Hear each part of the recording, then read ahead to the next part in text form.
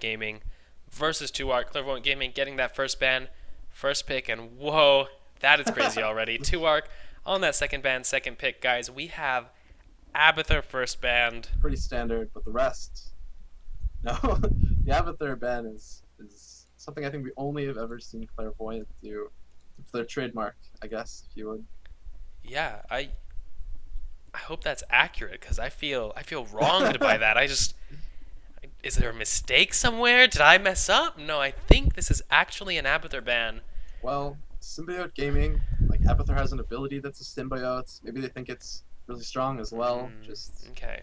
So relationships. that's the secret. If you think if you ban Abathur, it actually makes Symbiote weaker, even if they're not picking him. That's where their secret power comes from. That's the secret sauce. You never know. We'll see. Okay, well, now that that's out of the way, let's get to the picks because we see some kind of normal stuff here. Now, Uther banned for 2ARC. We've seen that a little bit earlier today. Kind of to be expected, you know, just such a strong healer. So Clairvoyant first picks Tychus. 2ARC counter picks with the Rhaegar Tassadar. Clairvoyant finishes it off with Tyrael, Barbarian, Falstad, Malfurion. 2ARC ends up with a strong lineup of Rhaegar, Tassadar, Vala, Brightwing, and Arthas. I think both of these are actually really interesting teams. Yeah, 2ARC going for a 2 healer and then like 2 damage, 1 tank. It's a very interesting comp. Especially because you have Brightwing or Rhaegar to Bloodlust, but also Brightwing to knock people back if that's the route you go. I think they would kind of not do both of that, so maybe just Bloodlust and Blink Heal. And then for Clairvoyant Gaming, just going for almost like a bursty team. Like Tyrael jumps, Enya jumps, Falstad shoots his laser. Yeah. And Malfurion keeps everyone alive during all of it. Definitely. Clairvoyant, really, really high front loaded damage with that Barbarian, Tyrael, Falstad, just so much dive. It's going to be interesting to see if the 2ARC multi-healer composition can actually sustain through the damage, because that's what's going to have to happen in order for them to win team fights, I think. Yeah, that definitely makes sense. Okay, guys. This has been the draft. We've got an Abathur ban. Things went off the rails. We're going crazy. Let's get into this game, guys. Let's watch Clairvoyant Gaming against 2ARC. Sheth, you with me? 5 seconds, normal speed, ready to go in this replay? You bet.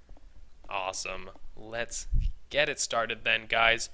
We are going in 3, 2, 1, and we've got the 2ARC lineup on this left side blue team. Quibsy out in front on the Mecha Tassadar, doing circles on the Robo Wolf. Major style points there. Furious D on Vala, Kiro on the Brightwing, Kiefer's on the Arthas, Short Steve on the Rhaegar, wrapping it up for that 2ARC team. And on the right, the red team, we got Descent on Material, on Falstad, Taurus DIG on Malfurion, Hakfu Barbarian, and Suki playing the cool Zerg unit of Tychus. Definitely, he's a cool Zerg unit. You're going to be seeing him add to the roster in Legacy of the Void and Infested Tychus. He's just going to do stupid damage. No, that's a lie, guys. But it's cool anyway. Love those crossover skins. Come on. Perfect. Yeah. It is Zerg. Wow, we see a storm going down. Bad mannering Clairvoyant Gaming by storming their Moonwell at level 1. Quibsy just showing them who's the boss. We see 3 people, 4 people almost in this mid lane for 2ARC. They're looking to make something happen. I don't know if they're going to be able to get the pick here, though. They are this just like, well, I'm here. I'll hit you with my sword once. I don't need to actually use any abilities.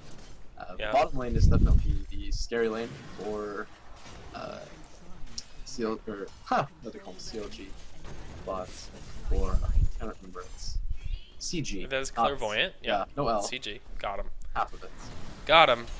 You're close. 2/3. Yeah, Easy. Easy Malfurion's mistake. So weak by himself, or he can be. Oh, yeah. Whereas Falstad and Tyrael are like, why even try? Absolutely.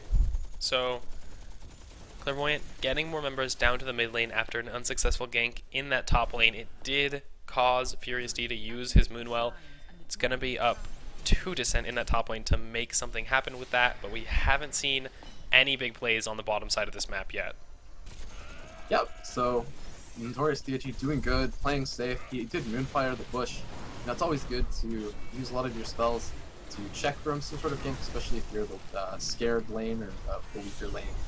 So well Absolutely. played. Speaking of ganks, we have a skirmish in the middle. I'm not sure if either team's going to be able to secure anything here. There's a lot of poke going out, but there's so much sustain, and both teams just playing defensive.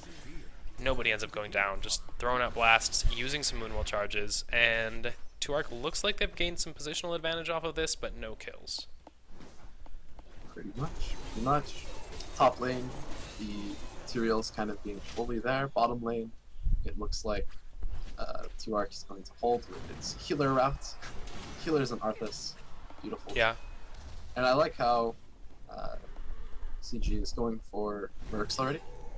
That's how you also get the shrines. So you force them to do it. The Mercs, you take the shrine, and you also kind of fight if they're like one person's forced to deal with the Mercs.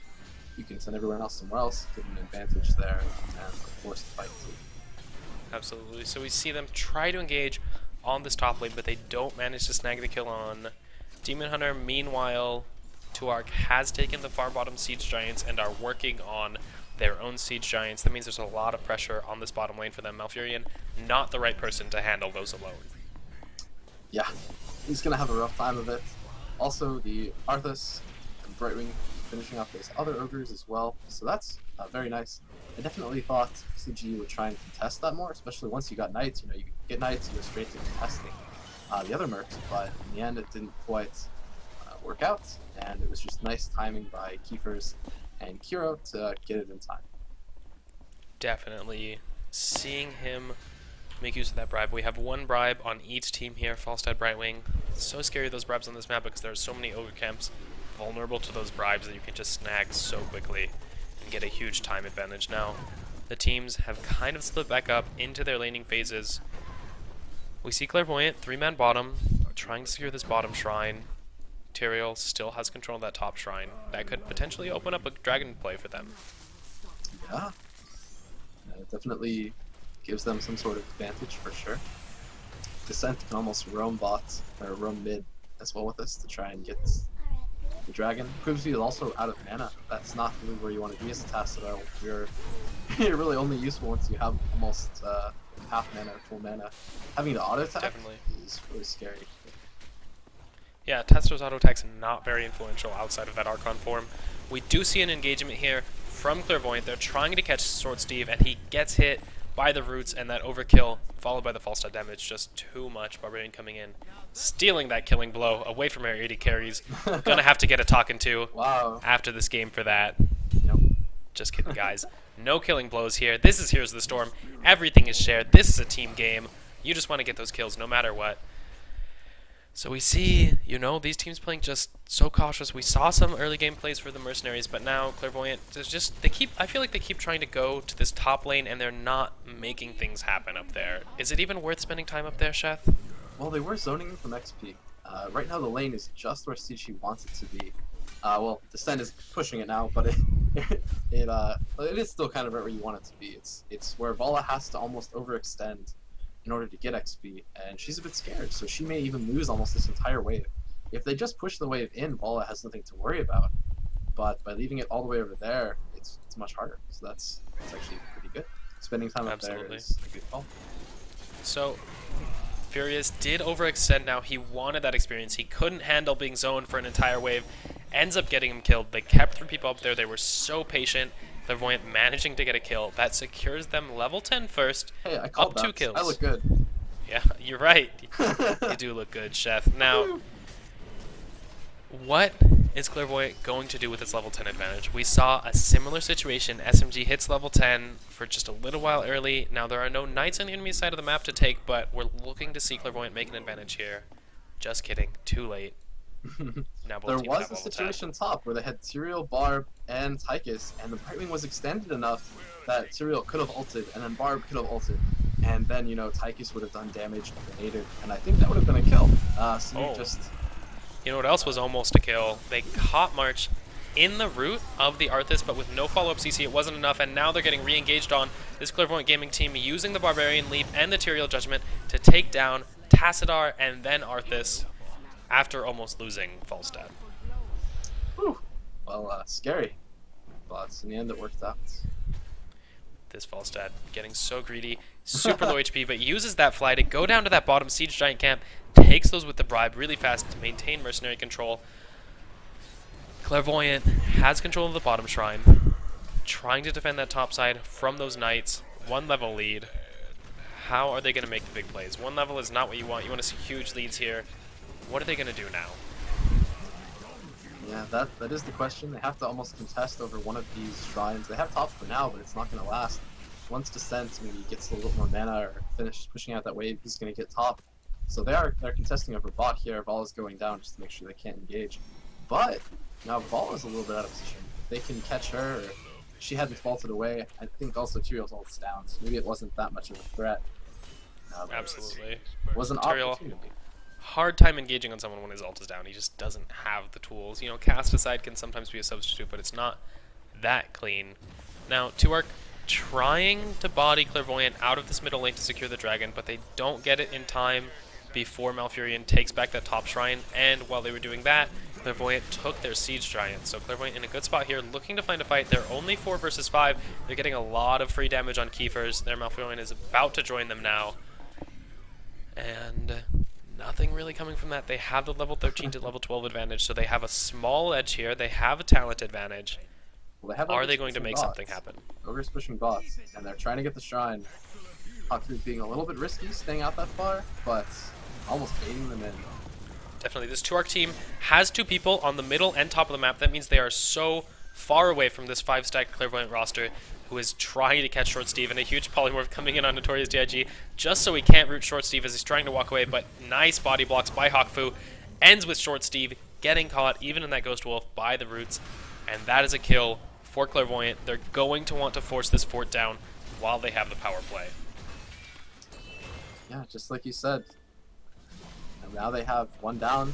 It's a lot easier to ult in his Tyrael. The ult would be up now. I don't think he's used it that much recently. Or recently at all. And, you know, I think that Tuark has to give this up. And we see the engage onto Kiro. Like Sheth was saying, we saw the Brightwing get a little bit out of position.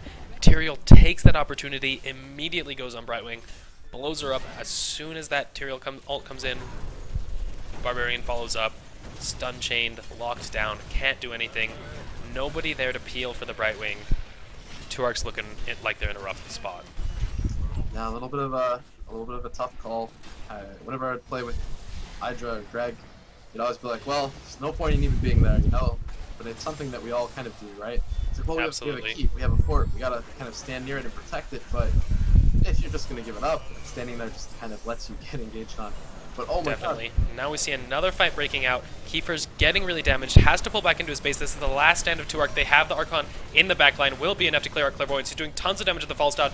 Meanwhile, the Tyrael and the Barbarian on that front line, he tries to get back into the bottom line, ends up going down. The Archon falls to the Odin as well. That leaves a 2-man standing on each team, but Arthas is running away. He does not want to deal with that Odin.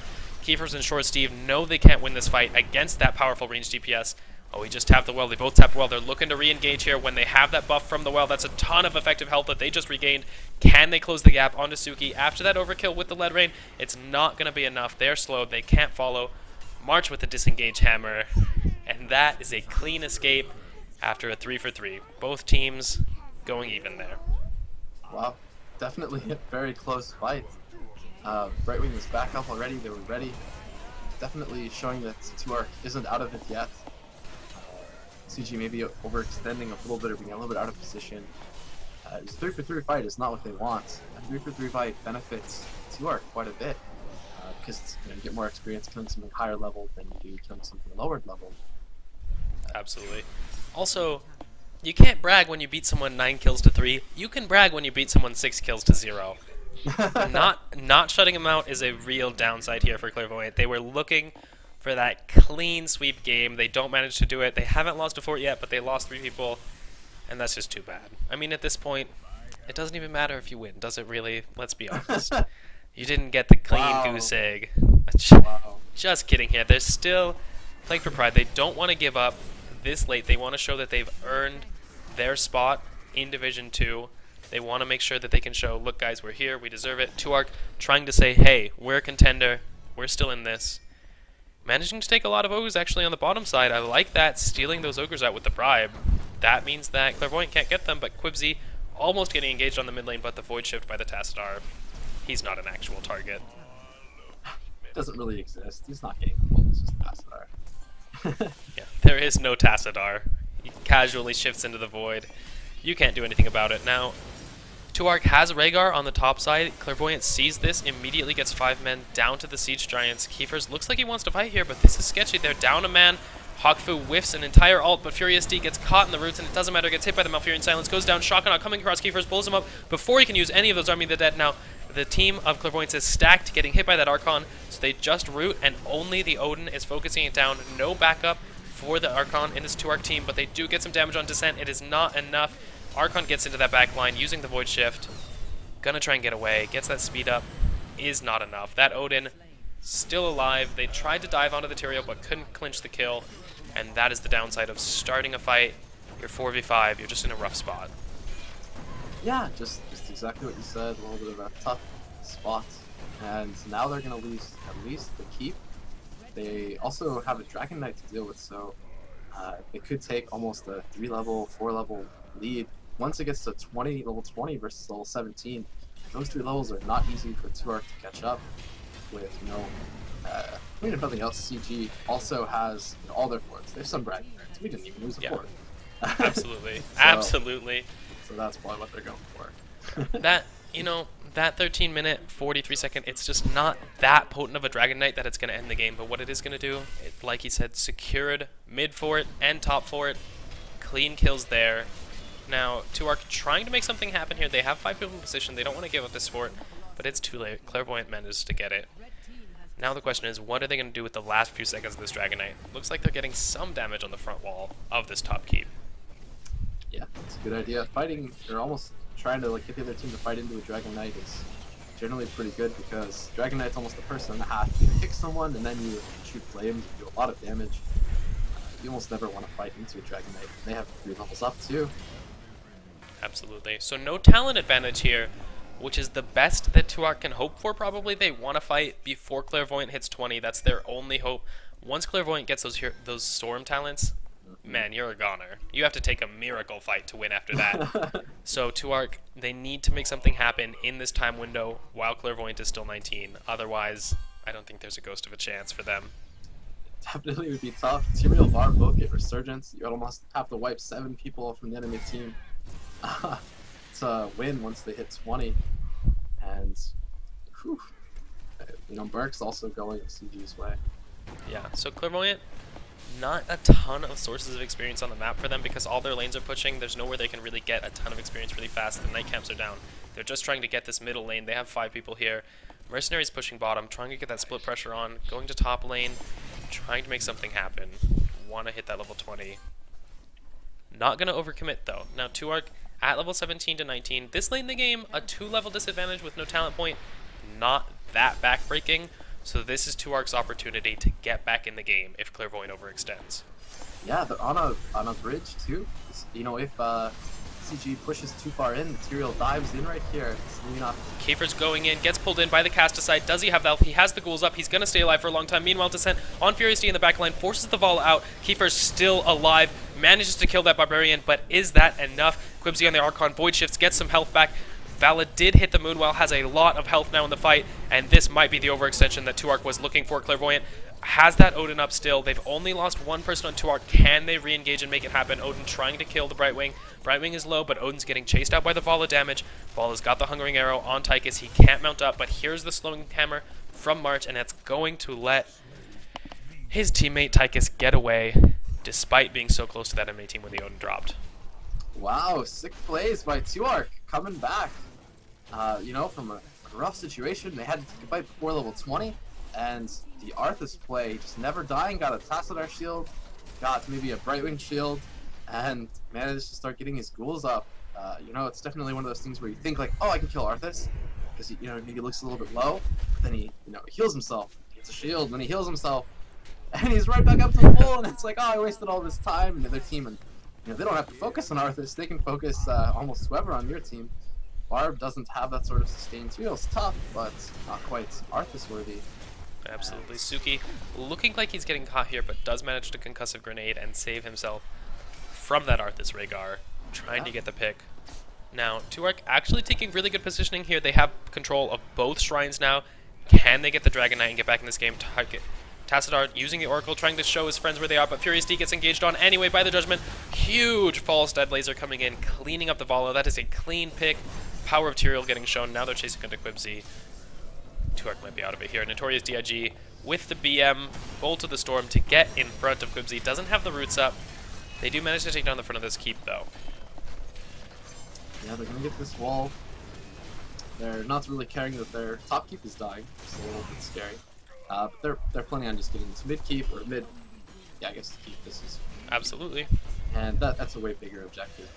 They're also level 20. Yeah. Barb and Tyrael can just die, and it's not the end of the world. Especially if you get a keep for it.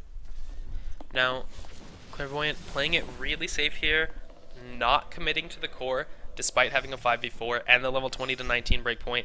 It's a little too conservative for my taste, but they're going to go back, get this top shrine with their false stat fly, 4-man roam probably towards the bottom shrine, and try and finish it with a Dragon Knight, it looks like.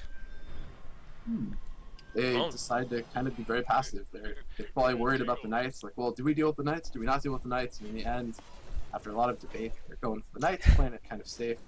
Yeah. Now, this gives Tuark potentially an opportunity to get back in the game. That's more time. They're not as much against the ropes as they could have been here. Clairvoyant lets them retake control of the top and bottom shrine. Now Suki fighting alone in this middle, but he has friends there. Descent coming in on the Tyrael. Gets polymorphed out. Doesn't have the judgment yet. Looking for that re-engage. The Bloodlust comes out, and a huge Barbarian jump onto 5 targets. Stuns the entire team of Tuark, following with a Shock-and-Awe. A huge team fight for Clairvoyant there. Kiro gets the Emerald Wind off, but it is not in time. His whole team got melted. By Hawk. That Barbarian leap, followed up by the laser, followed up by the Tyrael. Absolutely. Like that looks like it's going to be game, folks. No real way to defend 2v4 here. The Brightwing and the Tastar with the Archon down just not going to put out enough damage. Hongfu getting aggressive, diving to that fort. He does not care. Descent gets the kill. Looks like they want to finish it off. They care more about the kills than the core, but and when it comes down to the end, they're going to get it. Yeah, close game. Very nice comeback too by Tuark. They were a little bit behind. Oh well. Are they gonna get it? Look how low it is. Hawkfu with the jump, but is it enough? The Tyrael Ghost is gonna finish it off if they need to, but no. Descent and Hawkfu, both at just the tiniest shreds of health, managed to clean up the core. Close game end there. Clairvoyant pulling it out, despite stuttering a little bit in their closeout phase. They managed to lose a team fight against Tuark, even though they had the better positioning, and Tuark looked like they might have had a way to get back into the game. Didn't quite manage. Yeah, good play from both teams. In the end, you know, Clairvoyant Gaming showing why they will be advancing into the playoffs.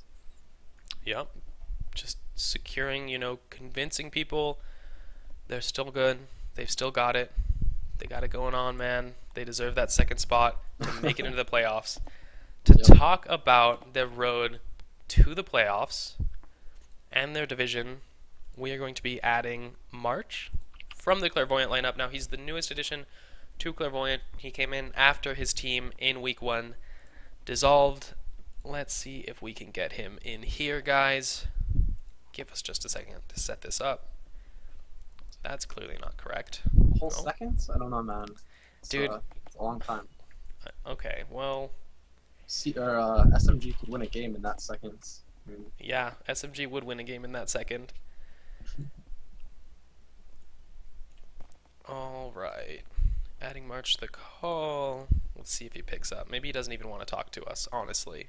Could you blame him, Chef? Yeah. I would blame him. I would totally blame him. But he's here. March, are you here, buddy? I am here, buddy. Are you going to... Your mic is a little low. Can you up that? Is this better? A little better. Okay, let me up. Do you have a webcam, sir? I do. It should be playing right now, isn't it? It is getting ready to load. We'll give that a second. Right now, it's just a picture of Vladimir, so I'm not going to throw that up. That could be his actual picture, though. I mean, he might be a vampire. He might be. I'm here. You are here. There Hey, we go. man. Awesome. welcome to the ECS, ESV TV. I guess you're not question mark. You are March from Clairvoyant. How do you feel about that win, man? I feel really good about it.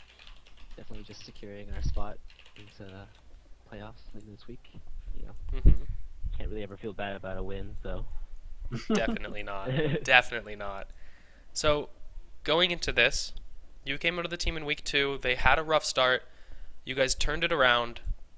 You're looking to go into the playoffs now. What are your thoughts going into the playoffs? We're just gonna practice until the playoffs and just try our best and see if we can cause some upsets, just like we did earlier in the tournament. Awesome. So, the playoffs have been decided.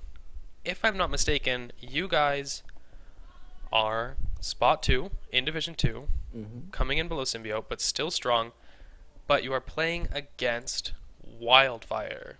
No, Snowflake. You're playing against Snowflake. Yeah, correct. Snowflake.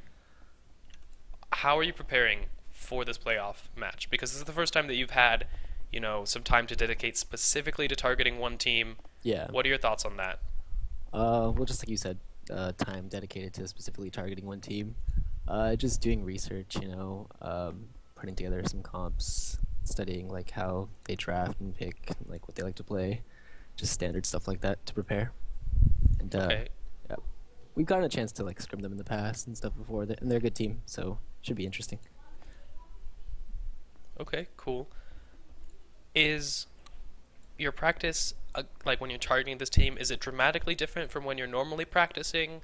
Or is it kind of the same old with just a little bit of focus on this team? Or, what's that process like for you guys?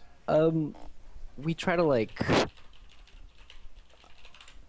simulate scenarios in which we'd have certain things taken from us or certain things banned out or whatever, or like we're against certain team comps, and we've had other teams play what we tell them to help us prepare and stuff. And so that's probably like the furthest we've gone as far as like trying to simulate our games against Snowflake. But yeah. Oh wow, that's cool. What is the deal? What is the thought process behind banning Abathur? I actually don't do the picks and bans. That's 100%. And so, yeah, I don't know. Like, We stumped him. You broke him, Shed. Quick, ask him a question about his hair. I can give you a much better response to that. Okay. But yeah, I don't know. Like the Abathur ban, it's not a bad hero, so why not, right? Okay. Can't have 2 of the same ultimate in one game. That's below. Nonsense. You don't want any of that nonsense in Yeah. there. All right. So we have the playoff brackets. For sure, guys. It is Snowflake versus Clairvoyant, obviously, on that matchup. Symbiote against Wildfire. What's your prediction for the Symbiote versus Wildfire, March? What do you feel about that? We haven't seen them play in the ECS yet. We know Symbiote's good, but Wildfire, coming in second Division 1, surprising a lot of people. Can they pull another upset? I don't know. They definitely been doing it a lot, and so that's where I'm kind of worried. But I'd have to say my money's on Symbiote. I don't know. They're a really strong team, and honestly, I'm a bit closer to their players. I got some friends on Symbiote, so I got to root for Symbiote in their division. Okay. Or I'm sorry, in their playoff games.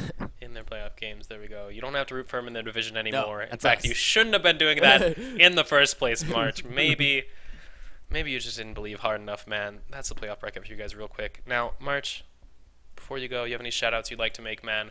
Where can we find you on social media?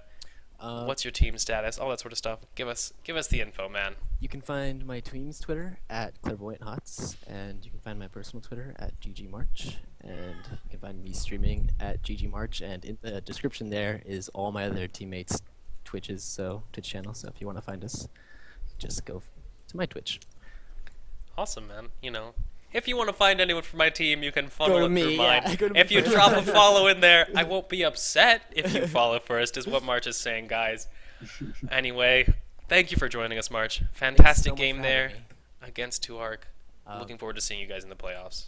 Awesome, thanks. Catch you later. Take care. Nice to meet you.